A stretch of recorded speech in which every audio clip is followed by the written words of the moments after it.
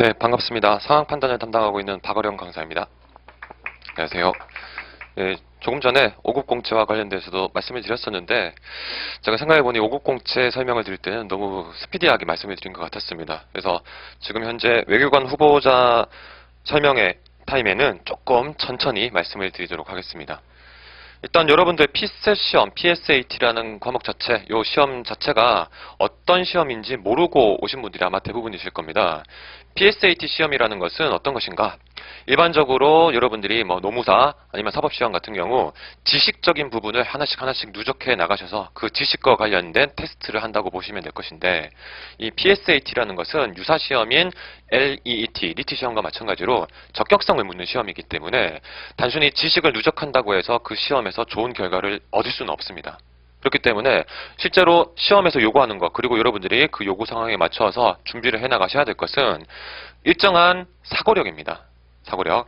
그래서 다양한 분야의 글들이 등장하게 됩니다. 인문, 사회, 경제, 철학, 자연과학, 기술 파트 등등등 이와 같은 다양한 영역의 소재들이 등장했을 때 각 텍스트에서 물어보는 어떤 질문의 양상들이 다 제각각일 수가 있기 때문에 그것을 어떤 상황이 주어지더라도 자유롭게 어떤 문제화되는 패턴을 익혀서 그 문제화 패턴에 맞게 요구하는 바를 추론해낼 수 있는 그런 능력을 갖추셔야 되는데요.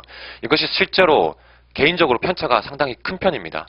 어떤 사람들 같은 경우에는 소위 말하는 피셋형 인간이라고 해서 아예 선천적으로 태어날 때부터는 아니겠지만 학습의 어떤 그런 과정상에 있어서 실제 수능 시험을 공부를 많이 안 하고도 잘 보는 학생들이 있습니다. 특히 언어 영역 같은 경우에요.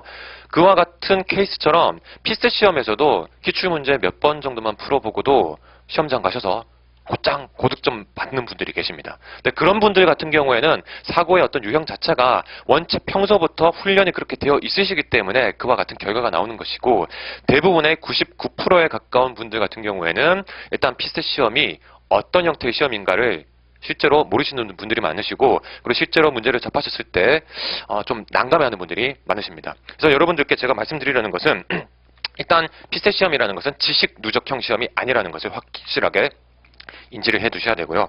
그러다 보니까 이 피셋 시험을 대비하는 데 있어서 가장 중요한 것은 각각의 과목별로 실제 문제가 어떤 식으로 만들어지는지 내용적으로 하나씩 누적되어 나가는 어떤 지식 부분이 아니라 뼈대를 여러분들이 정확하게 분석을 해내셔야 됩니다. 각 과목에 있어서 어떤 과목별로 어떤 식의 문제 만들어지는 그 원리나 스킬이 요구되는가, 그와 같은 지점들에 대한 어떤 좀 추상적인 분석에 집중을 하셔서 각 과목별로 접근을 해 나가셔야지 실제 시험장에서 완전히 새로운 소재나 형식의 글들을 딱 접했을 때 마찬가지 똑같은 방법론으로 각각의 문제들을 해결해 나가실 수가 있게 됩니다. 그래서 실제 여러분들이 가장 중심에 놓으셔야 되는 것은 기출문제에 대한 분석이 됩니다. 내용적으로 어떤 논리학적인 이론이나 아니면 계산에 있어서의 어떤 스킬 같은 것들을 요구하는 부분들도 있지만, 그런 것들보다는 실제 각각의 기출문제를 풀어보시면서 어떤 방식으로 문제가 만들어지는구나, 그 유형을 하나씩 익혀나가시는 것이 피셋 학습의 가장 큰 어떤 전반적인 흐름이라고 생각하시면 될 거예요. 좀 추상적일 수가 있기 때문에 요거는 각 과목별로 제가 이제 상황 판단을 담당하고 있지만 일단 법학적성 시험, 추리 논증 영역도 같이 지금 현재 강의를 진행하고 있기 때문에 유사한 시험이라고 할 수 있는 언어 논리와 그다음 상황 판단은 이 두 과목을 좀 집중적으로 말씀을 드리고자 합니다. 실제 이제 PSAT 과목은 언어 논리, 자료 해석, 상황 판단 이 세 가지가 등장하게 됩니다. 언어 논리라는 것은 실제로 여러분들이 수능을 보셨다면 수능 언어 영역 파트에서 비문학 제시문, 설명문 중심의 비문학 제시문 같은 그런 성격의 글들이 많이 등장하게 되고요. 그 설명문의 글들에서 우리가 무엇을 했었는가 아마 떠올려 보시면 첫 번째로 하시는 것이 윗글의 내용과 일치하지 않는 것 혹은 일치하는 것, 이런 것들을 물어봤었죠. 단순하게 일치부합 여부를 물어보는 형태의 문제가 등장하기도 하고, 아니면 이제 윗글의 어떤 이론적인 흐름이나 논리적인 구조가 등장하고 있다면 그 이론이나 논리 흐름에 맞춰서 새로운 상황에 그 이론을 적용했을 때 어떤 결과물이 도출될 수 있을 것인가, 이런 것들을 물어보는 추론형 문제가 등장할 수가 있습니다. 그리고 그 글이 만약에 어떤 주장을 하고 있는 논설문 스타일이라고 한다면 그 주장에 대해서 일정한 사례를 가지고 왔을 때 과연 이 사례가 그 주장을 제대로 비판하고 있는 것이 맞는가, 이런 것도 실제 수능 언어 영역에서 고난이도 문제로 나온 바가 있었습니다. 기억 아마 나실 거예요. 그와 같은 스타일의 문제들이 이 언어 논리 파트의 한 절반 이상을 차지하게 됩니다. 그런데 이와 같은 글들만 등장하는 것이 아니라 언어 논리에는 여기서 이제 잠깐의 판서가 들어가야 될 것 같은데요. 요 파트에서 제가 이제 말씀드린 것은 일단 설명문과 그다음 논설문 중심의 일반적인 텍스트 문항들이었습니다. 근데 언어 논리는 이것만 등장하는 것이 아니라 논리학이라고 하는 실제로 많은 분들이 평소에 접하지 못하셨었던 그러한 이론적인 부분을 학습을 하시고 그 학습한 결과를 바탕으로 해서 어떤 사람들의 진술이 쭉 나열되어 있을 때 그 진술들을 바탕으로 해서 일정한 결과값을 참이다 혹은 거짓이다, 누구의 말이 참말이다, 누구의 말이 거짓말이다, 이런 것들을 판단해야 되는 형식 논리학 문제가 등장하기도 합니다. 이 녀석들의 비중이 약 40%, 위쪽에 등장하는 요 설명문이나 논설문 중심의 일치부합 여부, 추론 문제, 그다음 비판형 문제가 약 60%. 이 퍼센티지는 사실 뭐 엄밀하게 따지실 필요는 없습니다. 크게 봤을 때 이쪽이 조금 더 문항 숫자는 적기는 하지만 양분을 한다면 텍스트 유형의 문제와 논리학 중심의 문제, 이렇게 크게 두 가지로 나누신다고 생각하시면 될 거예요. 그러면 여러분들이 언어 논리 문제를 푸실 때 여기 문제들은, 이 유형에 속하는 문제들은 평소 가지고 있었던 어떤 독해 감각이나 실력으로도 충분히 접근하실 수가 있습니다. 다만 문제가 되는 것은 시간은 빨리 제한된 시간 안에 풀어야 되기 때문에 시간은 처음 접하시게 되면 좀 오래 걸리실 수가 있는데 아예 내용 소화가 안 되시는 그런 형태의 문제들은 아닐 거예요. 다만 이제 어떤 소재나 어떤 주제의 글들이 등장했을 때 주로 그 각각의 주제나 소재에 따라서 물어보는 그 질문의 형태들이 조금씩 달라집니다. 그래서 여러분들이 이 언어 논리 공부를 하실 때는 설명문 중에서도 과학기술 제시문이냐, 아니면 사회적인, 아니면 경제적인 그런 이론이나 학설을 다룬 제시문이냐, 아니면 이런 논설문 형태의 제시문이냐에 따라서 문제에서 물어보는 그 몇 가지 양상들이 달라지기 때문에 거기에 맞춰서 하나씩 기출문제들을 분석해 나가시는 방식으로 학습을 해 나가시면 됩니다. 근데 이것은 이제 실제 여러분들이 가지고 있는 평소의 감각으로도 어느 정도 수준에서는 해결을 하실 수가 있습니다만은 시간은 보장을 못합니다. 그 시간이 2분이라는 제한된 시간 안에 한 문제씩을 다 해결하셔야 되기 때문에 그만큼 어떤 것들을 읽어나가야 될까, 그 지점에 대한 분석에 있어서는 아마 좀 도움을 받으시는 것이 유용하실 것이고요. 요 논리학 파트는 아마 그 책 기억나시는 분들도 계실 건데요. 베스트셀러라고 할 수 있죠. 논리야 놀자라는 그 책이 있었습니다. 3권짜리 책이었는데 그 책에서 다루었었던 뭐 명제 논리니 수로 논리 하는 그 논리학 이론 자체에 대한 학습이 기반이 되어 있으셔야 됩니다. 이게 가장 언어 논리에서 수험생들이 힘들어하는 부분입니다. 논리학이라는 것은 이론이기 때문에 이 이론 자체에 대한 1차적인 학습이 완벽하게 이루어지셔야 돼요. 참고지수, 이게 일종의 수학 공식과 비슷하다고 보시면 됩니다. 각각의 어떤 그런 이론이 있고 그 이론에 있어서 하나의 수학 공식이 있습니다.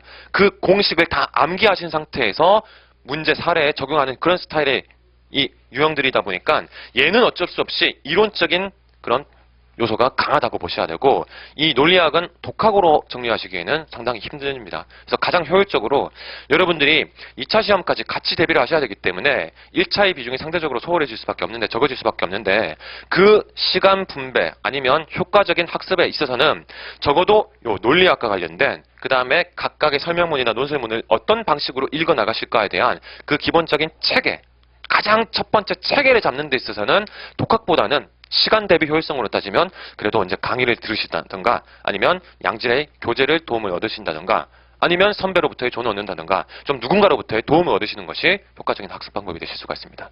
논리학 자체는 원체 그 내용이 복잡하고 방대하기 때문에 지금 다 어떤 거다 말씀을 드리기는 좀 어렵습니다. 그래서 일단 여러분들이 언어 논리라는 것은 무엇인가, 논리라는 말이 들어가 있기 때문에 논리학 파트와 관련된 문제도 등장하지만 절반 이상의 비중을 차지하는 것은 수능 언어 영역에서 우리가 흔히 봐왔었던 텍스트형 문제라는 거, 그리고 그 텍스트형 문제는 설명문 중심의 그 다음 논설문 중심의 두 가지로 양분되고, 설명문에서는 이해 혹은 추론형 문제가 많이 등장, 논설문에서는 아무래도 이제 비판형 문제가 많이 등장하겠죠. 위 글에 대해서 어떤 식으로 비판할 것인가를 묻는 이런 스타일의 문제들이 많이 등장하게 될 것입니다. 자, 그러면 이제 제가 담당하는 과목인 상황 판단으로 넘어가서요. 상황 판단에서는 이와 같은 언어 논리에서 다루어지는 문제 양상과 어떤 것이 비슷한 게 있고 또 다른 것이 있는가, 이걸 좀 말씀을 드리겠습니다. 상황 판단은 제가 담당하고 있지만 참 뭐라고 딱 규정하기가 어려운 과목입니다. 방금 보셨었던 언어 논리라는 것만 해도 가장 큰 비중을 차지하는 것은 언어적인 텍스트였어요. 논리라는 것이 이제 포함되어 있긴 하지만 가장 기반은 설명문이나 논설문 중심의 텍스트에 대한 이해, 추론, 비판형 문제들이 가장 큰 비중을 차지하게 되는데요. 상황 판단은 그러한 요소를 띠고 있는 문제들도 포함되어 있지만 계산도 요구되고, 그 다음 여러분들이 평소에는 잘 하지 않으셨던 퀴즈, 퍼즐을 푸는 그런 감각까지도 요구하고 있습니다. 거기에다가 상황 판단 과목의 딱 고유 영역이라고도 할 수 있는 법규형 문제가 등장하게 됩니다. 요 다양한 영역들이 한 번에 포괄적으로 질문을 던지고 있는 과목이다 보니까 상황 판단이 제일 애매한 과목이라고 보시면 될 거예요. 그러면 이제 어떤 것들로 문제가 구성되는가? 자, 언어 유형이라고 첫 번째 등장시켜 놓은 것은 아까 제가 말씀드렸던 언어 논리와 약간 유사한 부분이 있습니다. 근데 언어 논리에서도 두 가지 텍스트가 있다고 했었죠. 설명문 중심의 텍스트가 있고 논설문 중심의 텍스트가 있는데요. 논설문은 주장의 어떤 그런 최종적인 결론을 물어보거나 아니면 그 주장에 대한 비판을 물어보거나 하는 형태가 만들어질 수가 있는데, 상황 판단은 그런 주장형 글은 등장하지 않습니다. 다 설명문이라고 보시면 돼요. 그러면 설명문이기 때문에 어떤 문제가 등장하게 될까요? 이해를 묻는 문제죠. 이해를 묻는 문제. 윗글의 내용과 일치하는 것 혹은 불일치하는 것을 물어보는 문제가 90%를 차지하게 됩니다. 그러면 여러분들의 접근의 방식은 설명문 중심으로 각각의 문단별로 어떤 정보들이 하나씩 나열되어 있는가, 그와 같은 방식의 읽기가 필요한 것입니다. 제가 지금 이제 언어 논리와 비교해서 말씀을 드리는 것은 이 세 과목이 하나의 방법론으로도 다 똑같이 적용이 되면 좋겠지만 과목별로 각각에 해당하는 어떤 유형별 가장 효과적인 그 문제 해결의 방법은 조금씩 다릅니다. 그렇기 때문에 과목별로 어떤 지점이 다른 거를 정확하게 인지를 하셔야지 언어 논리에 적용했었던 방법을 똑같이 상황 판단에도 적용하려고 하다 보면 이건 실제로 저와 같이 수업을 하시고 상담을 한 그 분들이 말씀하시는 건데요.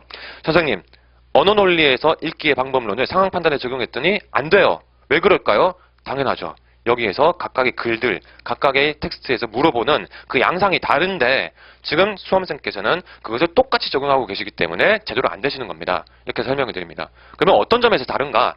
이 언어와 관련되어서는 일단 여러분들이 대부분 한 3개 문단 정도가 나눠져 있는 그런 설명문들을 보시게 될 겁니다. 그러면 1문단에서 내용 다루고 2문단에서 내용 다루고 3문단에서 내용 다루는데요. 우리는 이런 식의 읽기에 익숙해져 있습니다. 특히 이제 수능 공부를 하시거나 했었던 분들은 각각의 문단별로 내용 정리하고 핵심 주장 뽑아내고 그다음 이 전체적인 요지는 무엇인가, 글쓴이가 말하고자 하는 핵심적인 어떤 그런 결론, 입장은 무엇인가, 이거를 도출하는 그런 훈련을 많이 하셨습니다. 그와 같은 훈련은 언어 논리에는 그대로 적용이 되는데 상황 판단은 이와 같은 글 읽기를 하시다가는 오히려 문제가 안 풀려요. 왜 안 풀리는가? 얘네들은 다 따로따로 논다고 보셔야 되기 때문입니다. 1문단에서 다뤘었던 내용을 2문단에서 연동해서 풀어야 되는 그런 선택지도 있습니다. 하지만 대부분의 문제들이 1문단에서 선택지 1번, 2번 물어보고 2문단의 정보에서 선택지 3번, 4번 물어보고 3문단의 내용에서 선택지 5번이 물어보는 방식이 됩니다. 어떤 말씀 드리는지 아시겠죠? 분절되어 있다는 겁니다. 각 문단별로 각 문단에 포함되어 있는 그 각각의 정보들을 하나씩 선택지에서 종합적으로 물어보는 것이 아니라 다 따로따로 물어보게 됩니다. 그렇기 때문에 여러분들이 상황 판단에 등장하는 이런 언어 유형 문제를 풀 때 어떤 식으로 읽어 나가셔야 되는가? 끈을 읽으셔야 되는 겁니다. 정확하게 끈을 읽고 각 문단별로 바로바로 선택지를 해결해 나가는 그런 방식이 필요한 것이죠. 자, 언어 유형에 대한 설명을 드렸는데 실제로 계속 이와 같은 방법론이 반복해서 적용된 바가 있었습니다. 그래서 언어 논리, 상황 판단 비슷한 하지만 다른 지점, 무엇이 다른가? 바로 이와 같은 접근의 틀이 다르다는 것을 정확하게 인지를 해두셔야 됩니다. 두 번째, 언어 유형이랑 비슷하면서도 일단 비법학도 분들한테는 난이도가 상당히 높게 느껴지는 법규형 문제가 등장하게 되는데요. 이 법규라는 것은 실제 이제 법학 자체를 공부하시지 않으셨다 하더라도 충분히 해결이 가능합니다. 그래서 많은 분들이 법학을 따로 공부를 해야 되는 건가요? 예를 들어서 사법시험이나 아니면 변호사 시험 대비를 위해서 아니면 이게 노무사 공부를 하실 때 민법 공부를 하시게 될 것인데 그러한 별도의 법학에 관련된 학습을 해야 될 것인가 실제 상황 판단의 법규 문제를 풀기 위해서는 전혀 그렇게 하실 필요는 없습니다. 물론 여러분들이 이제 국립외교원 후보자 과정을 이제 진행하시게 되면 국제법 같은 거 공부를 하시게 될 것이긴 하지만 굳이 그 국제법적인 어떤 체계를 모른다고 하더라도 지금도 일주일이면 이게 어떤 문제구나 해결하실 수가 있습니다. 자, 일단 법규라는 것은 어떤 구조로 띄고 있는가 요것만 간단하게 말씀을 드리면요. 법규는 누가 있습니다. 아무래도 이게 5급 공채 혹은 외교관 후보자 과정이다 보니까 주로 이 누구에 해당하는 것은 행정기관이 됩니다. 그 행정기관이 예를 들어서 국민의 누구에게 이 누가 일정한 조건을 충족한 상태라면 이 사람에게 어떤 행정 작용과 관련된 허가를 해준다. 혹은 금지를 한다의 구조라고 보시면 됩니다. 실제로 이와 같은 것들이 계속해서 법조문으로 등장하건 아니면 법조문을 풀어서 설명문 형식으로 줄글로 풀어서 설명을 하건 결국 근간을 이루는 것은 누가, 행정기관 등등 누구를 대상으로 해서 그 대상이 일정한 자격 요건을 갖췄을 때 이 대상에게 무언가를 허가를 해줄 것인가 아니면 하지 못하도록 금지를 할 것인가의 구조라고 보시면 돼요. 그리고 이와 같은 구조 속에서 어떤 것을 질문을 던지게 되는가 과연 이 대상에게 이러한 허가를 하는 것이 A라는 기관이어야 되는데 B라는 기관으로 선택지에서 설정해냈다. 그러면 잘못 연결된 것이죠.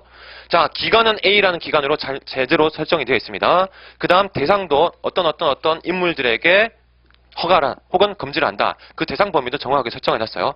그런데 그 허가를 할 때는 예를 들어서 1년이라는 기간 안에 무언가 신청을 했을 때 허가를 해줘야 되는데 1년이 지나서 신청을 했다. 그러면 허가를 해주면 안 되죠.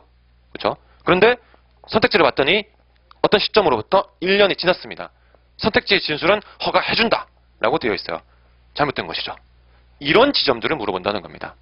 전체적으로 이와 같은 누가 주체의 문제, 대상 누구에게 어떤 조건이 충족되었을 때 무엇을 해줄 것인가의 큰 틀에서 각각의 항목들을 하나씩 쪼개서 물어본다고 생각하시면 됩니다. 그러면 다양한 법들이 등장하게 되지만 그 다양한 법들 내에도 제일 중심, 제일 뼈대를 이루는 것은 항상 이와 같은 구조들이기 때문에 여러분들은 계속 반복되는 그 법규형 문제를 풀어보시다 보면 어떤 것들이 문제가 되는가 제가 설명드린 이 부분이 그 기출문제들에서 그대로 반복된다는 것을 확인하실 수가 있게 될 것입니다. 어렵지 않죠? 어렵지 않으시죠? 법학 공부 안 하신 분들이라도 법규형 문제, 기출 몇 가지 그 유형만 정확하게 분석하시고 나면 쉽게 접근하실 수가 있습니다. 그래서 상황 판단에서 여기 첫 번째 언어 유형과 법규 유형은 일반적으로 다 맞아야 되는 그런 문제 유형이 됩니다. 제가 설명드린 이 난이도 수준으로 보셔도 충분히 해결이 가능하겠구나라는 아마 상상이 아니죠. 예측이 되실 거예요. 그쵸? 여러분들 지금 표정이 그래도 조금 밝으신 편이죠. 하지만 계산 유형으로 그 다음 퀴즈 유형으로 넘어가게 되면 여기서부터 살짝 소위 말하는 멘붕에 빠지시게 됩니다. 왜 멘붕에 빠지는가? 이 국립외교원 과정, 이 외교관 후보자 과정은 특히 어느 계열 분들이 많이 지원하십니까? 인문사회 계열 분들이 많이 지원하시죠. 실제로 계산, 수학적인 그런 풀이를 평소 안 하시던 분들이 많이 접근하시기 때문에 많이 어려워하시는 부분이 자료 해석 과목이고 상황 판단에서는 요 계산이나 퀴즈 파트입니다. 그럼 계산이라는 것은 무엇인가? 여러분들 수학의 정석, 특정 책을 언급하면 좀 안 좋긴 하지만 수학의 정석 같은 책 그거 다시 봐야 되나요? 전혀 보실 필요 없습니다. 여러분들 곱셈, 덧셈, 뺄셈, 나눗셈 순서가 좀 이상한데 이 사칙연산 모르시는 분 없으시죠? 그 다음 비례식 만드는 거 모르시는 분 없으시죠? 예를 들어서 A 대 B의 비율이 25대 40 이런 식으로 나와 있다면 A에 대한 수칙값이 주어지면 B가 얼마가 되는가 이거 다 풀어내실 수 있죠? 그 다음 연립방정식 만드실 수 있으시죠? 연립방정식 만들어서 미지수 어떤 하나의 미지수 풀어내실 수 있으시죠? 그 다음 예를 들어서 이제 요런 거는 조금 이론적인 틀이긴 하지만 속도라는 것은 거리를 시간으로 나눈 것이죠? 그러면 속도는 거리에 비례합니까? 반비례합니까? 비례하죠. 시간에는 반비례하죠. 예. 이런 몇 가지 항목들이 있습니다. 근데 이거 여러분들 상식적으로도 다 알고 계신 그러한 공식적인 부분들이에요. 이거를 기반으로 해서 뭐를 해야 되는가? 일단 사칙 연산을 통해서 여러분들이 하셔야 되는 작업의 가장 비중이 큰 것은 비교입니다. 비교. A, B, C 세 개라는 어떤 회사가 있다고 쳤을 때 그 회사 중에서 어떤 한 회사를 뽑아서 이제 공사를 시행 담당하는 그런 시행 주체로 삼으려고 합니다. 그러면 어떤 기업을 선택할 것인가? 각각이 가지고 있는 요소들, 요 요소들이 예를 들어서 기역, 니은, 디귿 요소라고 한다면 세 업체별로 요 점수가 조금씩 다 다르겠죠? 그렇죠? 그러면 이렇게 다른 점수들을 다 합산을 하여서 그 합산한 결과값을 뭐 하는 거? 비교하는 겁니다. 비교하는 거. 그럼 실제로 사칙 연산이 필요한 것은 요거 덧셈하는 과정. 그 다음 각각의 항목별로 가중치가 부여될 수가 있습니다. 예를 들어서 첫 번째 기역 같은 경우에는 0.5, 50%, 얘는 0.3, 얘는 0.2의 가중치가 부여된다면 여기에서 도출된 어떤 평가 점수에 0.5 곱해주시고 여기에는 0.3 곱해주고 여기는 0.2 곱해줘서 그걸 합산한 결과값 똑같은 방식으로 B에 C에 적용하여서 얘네들을 다 비교하면 어떤 업체를 선발할 것인가가 도출이 되는 것이죠. 이게 가장 단순하고 가장 기본적인 형태의 계산의 양식입니다. 방식. 이와 같은 패턴에서 법규형 문제랑 조금 결합이 된다면 근데 5개의 업체가 있는데 그 5개 업체 중에서 기역 항목과 관련돼서는 적어도 몇 점 이상은 받아야 된다. 그러면 처음부터 그와 같은 항목을 충족하지 못하는 업체라면 아예 처음부터 탈락을 시켜야 되겠죠. 그러니까 그런 양상들에 있어서의 조금씩 변화되는 지점이 있지만 계산 문제는 어렵게 생각하실 필요 없이 제일 큰 비중을 차지하는 형태의 문제가 바로 이와 같은 도표 주고 도표의 항목별로 점수 매기고 합산해서 비교하라 라는 겁니다. 비교. 자, 아까 5급 공채 때도 제가 이제 좀 강조를 해드렸었는데 지금 다시 더 확실하게 강조를 해드리자면 상황 판단을 하는데 제일 중요한 사고의 패턴은 비교를 잘하는 겁니다. 비교를 잘하는 거. 언어형 문제에서도 제가 아까 말씀드렸듯이 문단별로 문제가 만들어지는데 그 문단에서 어떤 거를 문제로 만드는가 비교되는 지점입니다. A라는 항목이 있고 이 A라는 항목과 대립되는 B라는 항목이 있으면 이거를 물어보게 된다는 겁니다. 시대적으로 고려시대 때 뭐가 있었는데 조선시대 가서는 어떤 것으로 바뀌었다. 그러면 그 변화된 양상을 물어봅니다. 전체는 이런데 그 중에서 일부는 그 전체와는 다른 어떤 예외적인 속성을 가지고 있다. 그거를 물어봅니다. 언어 형태에서, 언어 유형에서 비교되는 부분을 잘 읽어내시면 언어 유형 문제를 빨리 풀 수 있듯이 실제 계산형 문제, 법규형 문제에서도 여러분들이 가장 많이 하셔야 되는 그 사고의 흐름은, 과정은 비교 분석하기가 됩니다. 그것을 못 하시는 분은 없으세요. 다만 어떤 지점이 비교되는가, 어떤 방식으로 비교를 해나가야지 가장 효과적인가, 이런 것들을 처음에 제대로 못 잡으신 분들이 많기 때문에 낯설거나 어렵게 느껴지는 것이지, 제가 말씀드린 이 녀석들을, 이와 같은 어떤 방법론을 하나씩 하나씩 기출문제를 분석해 나가시면서 정리해 나가신다면, 그러면 적어도 문제를 봤을 때 어떻게 풀어야 될지 몰라서 못 푸는 문제는 없어집니다. 다만 시간이 문제가 되는 거예요. 시간이. 일단 여러분들이 기본적으로 초기 단계에서 하셔야 될 것은 어떤 문제가 주어지더라도 어떤 방법론을 대입하면 되겠구나라는 것을 확실하게 정립하시는 겁니다. 지금부터 1분 30초 안에 풀어야 된다던데 2분 안에 풀어야 된다는데 그 시간에 너무 압박을 가지셔서 문장 분석을 하시면 안 되고요.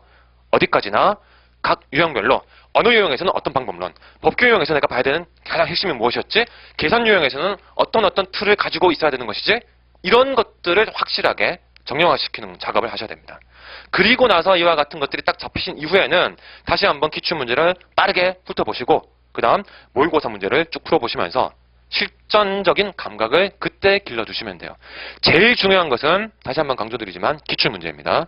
사실 이론적인 어떤 배경을 이루는 지식적인 부분이 없는 시험이다 보니까 언어 논리에서의 논리학은 좀 다르긴 하지만요. 여러분들은 항상 기출문제를 안고 쭉 학습을 해나가셔야 되고, 그 기출문제를 기반으로 해서 공부를 하셔야 되는 것은 바로 이와 같은 유형별로 필요로 하는 문제 해결의 정신이라는 것입니다. 자, 이제 마지막 남아있는 퀴즈 유형 같은 경우에는요, 이렇게 생각하시면 돼요. 계산 문제에서 지금 이런 형태로 도표를 만들어서 각 도표별로 항목들을 하나씩 쪼개서 그 전체적인 어떤 그런 결과값을 이미 딱 줬습니다. A 기업은 이게 뭐, 요 니은에 대한 니은 항목은 뭐가 들어가고 디귿 항목은 뭐가 들어간다. 이런 것들을 다 표로 주고 여기에서 비교해서 그 결과를 산출하라. 이런 형태의 문제였죠. 퀴즈 문제는 가장 대표적인 유형이 이제 이 녀석의 어떤 그런 변형태라고 생각하시면 돼요. 무슨 소리냐? A, B, C 세 사람의 인물 혹은 국가가 있습니다. 각 국가별로 기억 항목에서는 A는 1, B는 2, C는 3. 니은과 관련된 항목에 있어서는 A는 X, B는 Y, C는 Z. 이런 식으로 항목별, 각 계열별 이미 대응관계가 딱 짜여져 있는 것을 어떻게 하느냐? 해체합니다. 해체해서 실제로 쪼개진 그 일부분에 관련된 정보들만을 다 흩뿌려 놓고 뭘 하게끔 만드는가? 각 조각난 조건 정보들을 하나씩 재구성하여서 이와 같이 완성된 표를 다시 만들어서, 그래서 A라는 인물은 기욱과 관련된 항목에 있어서 1의 어떤 평가값을 받았다라는 것을 도출해내게끔 만드는 거. 이렇게 생각하시면 돼요. 조금 더 이제 실전적인 어떤 기출 문제를 예를 든다면, 여러분들 정약용 선생님 아시죠?